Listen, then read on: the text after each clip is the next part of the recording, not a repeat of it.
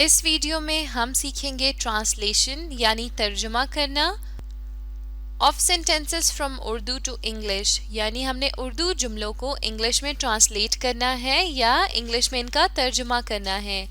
हम जुमलों को किस तरह इंग्लिश में ट्रांसलेट करेंगे इस वीडियो में हम ये सीखेंगे। शुरू करते हैं। सबसे पहला जुमला है गरीब डाकिया बड़ी मुश्किल से गुजर बसर करता है। गरीब डाकिया बड़ी मुश्किल से गुजर बसर करता है। गरीब के लिए इंग्लिश में हम इस्तेमाल करेंगे पुअर। पुअर। डाकिया कहते हैं पोस्टमैन को। Poor postman. बड़ी मुश्किल से गुजर बसर करता है। अब करता है जो है हमारे पास ये है प्रेजेंट फॉर्म, यानी हम हाल की बात कर रहे हैं, कोई ऐसी चीज जो प्रेजेंट फॉर्म में हो हमारे पास। तो यहाँ पर हमने वर्ब के साथ क्या लगाया, एस लगा दिया। ठीक है। Poor postman lives hand to mouth. अब हैंड टू माउथ का मतलब है बहुत मुश्किल से गुजर बसर करना। ये एक ईडियम है हमारे पास। तो हमने इस जुमले को किस तरह ट्रांसलेट किया, हमने एक ईडियम लगा के इसे ट्रांसलेट किया। Poor postman lives hand to mouth. हमने टेंसेस का भी ख्याल करना है, जैसा कि हम अपनी पहली वीडियोस में डिस्कस कर चुके हैं। आप उन वीडियो से भी मदद ले सकते हैं। जब आप टेंसेस की सही फॉर्म का इस्तेमाल करेंगे तभी आप ट्रांसलेशन सही से कर पाएंगे। दूसरे जुमले की तरफ चलते हैं। नंबर 2, हम 3 घंटे से तैर रहे थे। हम 3 घंटे से तैर रहे थे। अब रहे थे से हमें पता चल रहा है कि पास्ट की बात हो रही है, यानी गुजरे हुए वक्त की। और रहे थे हमारे पास पास्ट की कौन सी फॉर्म होती है, परफेक्ट कॉन्टिन्यूअस फॉर्म। ये हम अपनी वीडियोस में पहले भी बता चुके हैं। चले अब हम देखते हैं कि इंग्लिश में इसकी ट्रांसलेशन कैसे होगी। वी, हम के लिए हम क्या इस्तेमाल करेंगे, वी।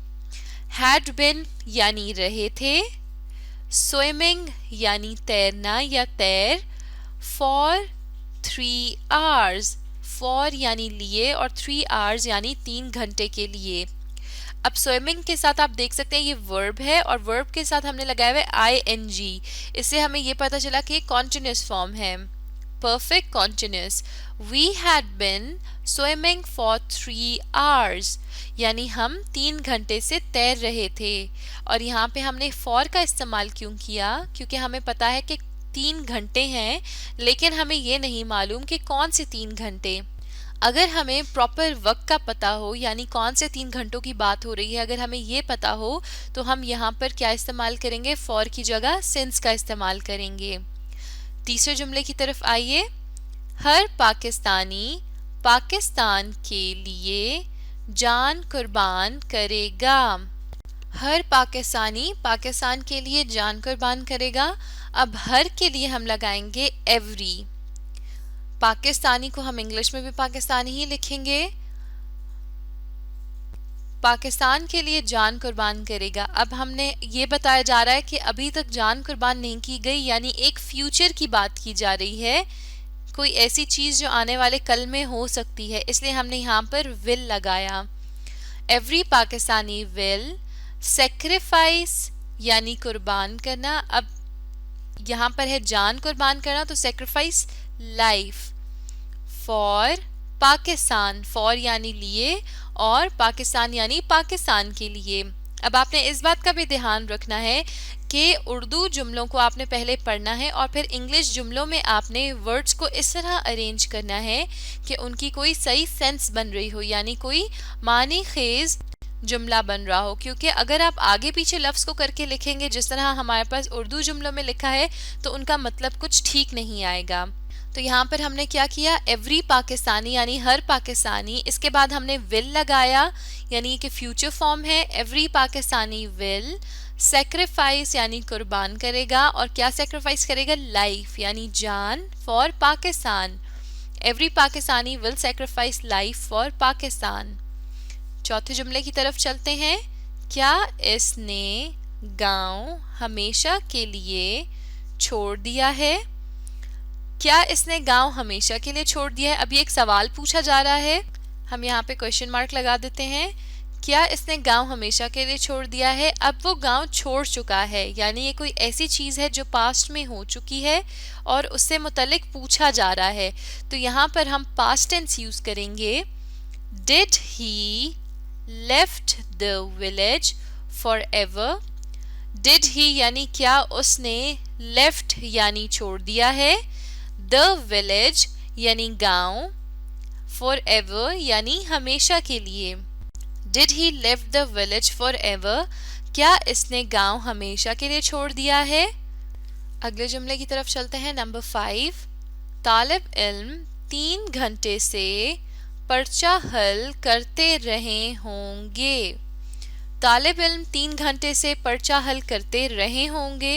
अब करते रहे होंगे हमारे पास जो फॉर्म है ये है, करते रहे होंगे हमारे पास कौन सी फॉर्म है? फ्यूचर परफेक्ट कॉन्टिन्यूअस, यानी कि एक तो फ्यूचर टेंस की बात हो रही है और साथ में ये परफेक्ट कॉन्टिन्यूअस है हमारे पास। अब तालिब इल्म के लिए हम यहाँ पर इस्तेमाल कर रहे हैं द स्टूडेंट्स। करते रहे होंगे के लिए हम इस्तेमाल करेंगे विल हैव बीन। सॉल्विंग यानी हल करना, द पेपर यानी पर्चा, फॉर 3 आवर्स, फॉर यानी लिए और 3 आवर्स यानी 3 घंटे के लिए। अब यहाँ पे भी हमने फॉर का इस्तेमाल इसलिए किया क्योंकि हमें ये नहीं मालूम कि कौन से 3 घंटों की बात हो रही है। नंबर 6, बच्चा अपना खिलौना तलाश कर रहा होगा। बच्चा अपना खिलौना तलाश कर रहा होगा, यानी अब ये कोई ऐसा काम है जो शुरू हो चुका है लेकिन फ्यूचर तक जा रहा है, यानी शुरू तो किया जा चुका है लेकिन अभी तक खत्म नहीं हुआ और ऐसा आगे भी होता रहेगा। और कैसा हो रहा है कि बच्चा अपना खिलौना तलाश कर रहा होगा, ये भी हमारे पास फ्यूचर टेंस है और यहाँ पर सिंपल फ्यूचर है हमारे पास ये। तो हम देखते हैं कि हमने कैसे ट्रांसलेट किया। हमने यहाँ पर विल बी का इस्तेमाल किया इस जुमले में। विल का इस्तेमाल हम फ्यूचर टेंस में करते हैं। बच्चा यानी द किड, कर रहा होगा यानी विल बी, और क्या कर रहा होगा? तलाश के लिए हमने क्या इस्तेमाल किया? Finding, will be finding. अपना खिलौना यानी हिज टॉय। अब आप देख सकते हैं फाइंडिंग एक वर्ब है और इसके साथ आईएनजी लगा है, तो यानी ये हमारे पास कौन सी फॉर्म हो गई? Future continuous form.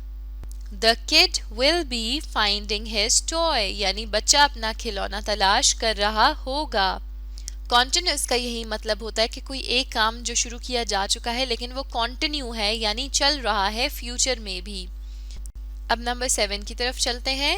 दरवाजा किसने खटखटाया? ये भी एक सवाल पूछा जा रहा है, दरवाजा किसने खटखटाया? अब दरवाजे के लिए हम क्या इस्तेमाल करते हैं? डोर। किसने यानी हु और खटखटाया यानी नॉक्ड। अब हम देखते हैं कि ट्रांसलेशन हमने किस तरह की। Who knocked the door. Who यानी किसने, नॉक्ड यानी खटखटाया, द डोर यानी दरवाजा।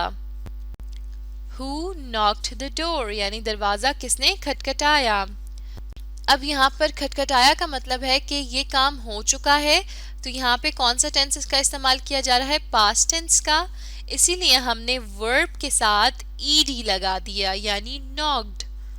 चलें नंबर 8 की तरफ, आखिरी जुमले की तरफ चलते हैं। मैं मुलाजमत के लिए इसकी सिफारिश नहीं कर रहा था। मैं मुलाजमत के लिए इसकी सिफारिश नहीं कर रहा था। अब कर रहा था हमारे पास ऐसा काम है जो कि पास्ट में हो चुका है, यानी एक माजी की बात की जा रही है, तो यहाँ पर हम लिख देते हैं कि ये पास्ट टेंस है।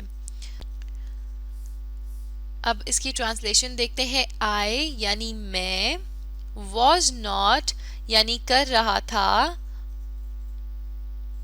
नॉट हमारे पास लगाते हैं जब कोई बात की नफी की जा रही हो। वॉज नॉट यानी नहीं कर रहा था, इंटरसीडिंग यानी सिफारिश, फॉर लिए, हिज जॉब यानी उसकी मुलाजमत के लिए। अब आप इंटरसीडिंग के साथ देख सकते हैं कि ING लगा है, यानी कि ये पास्ट की कौन सी फॉर्म हो गई? कॉन्टिन्यूअस फॉर्म हो गई, यानी वो काम जो कंटिन्यू है। I was not interceding for his job, यानी मैं इसकी मुलाजमत के लिए सिफारिश नहीं कर रहा था। I यानी मैं, was not यानी नहीं कर रहा था, interceding सिफारिश, for यानी लिए और his job यानी उसकी मुलाजमत के लिए। तो ये थे कुछ जुमले जिनकी हमने ट्रांसलेशन देखी, किस तरह ट्रांसलेशन की जाती है। अब आप इस वीडियो को दोबारा देखें और साथ में इन जुमलों को दोहराइए और टेंसेस की भी रिवीजन कीजिए ताकि आप बेहतर तरीके से ट्रांसलेशन सीख सकें।